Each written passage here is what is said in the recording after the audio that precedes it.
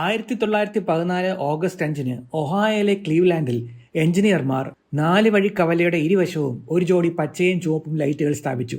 ഒരു ലളിതമായ പരീക്ഷണം, traffic signal. American traffic signal company സ്ഥാപിച്ച ഈ സാങ്കേതിക വിദ്യ ബൂത്ത് പരിചാരകരെ കവലയുടെ ഓരോ കോണിലും ചുവപ്പും പച്ചയും വിളക്കുകൾ നിയന്ത്രിക്കാൻ അനുവദിക്കുന്നു. 1913 സെപ്റ്റംബറിൽ പേറ്റന്റിനായി അപേക്ഷ സമർപ്പിച്ച ക്ലീവ്ലാൻഡ് നിവാസിയായ ജെയിംസ് ഹോഗിയുടെ രൂപകൽപ്പനയാണ് ഇത് അടിസ്ഥാനപ്പെടുത്തിയിട്ടുള്ളത്.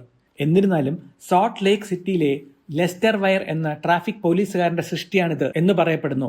പച്ചയും ചുവപ്പും ലൈറ്റുകൾക്ക് ശക്തി പകരാൻ ഓവർഹെഡ് ട്രോളി വയറുകളിൽ നിന്നും വൈദ്യുതി ഉപയോഗിച്ചാണ് അദ്ദേഹം ഇത് സ്ഥാപിച്ചത്. സൈനിക സേവനത്തിലേക്ക് ഡ്രാഫ്റ്റ് ചെയ്യപ്പെട്ടതിനാൽ പേറ്റന്റിന് അപേക്ഷിക്കാൻ അദ്ദേഹത്തിന് കഴിഞ്ഞില്ല. നാം എല്ലാവരും നിസ്സാരമായി കാണുന്ന മഞ്ഞ വെളിച്ചത്തെ Detroit police officer William Potts ആണ് ഈ ആശയം കൊണ്ടുവരുന്നത്. ദക്ഷിണേന്ത്യയിലെ ആദ്യത്തെ ട്രാഫിക് ലൈറ്റ് 1953 ചെന്നൈയിലെ എഗ്മോർ ജംഗ്ഷനിലാണ് സ്ഥാപിച്ചത്.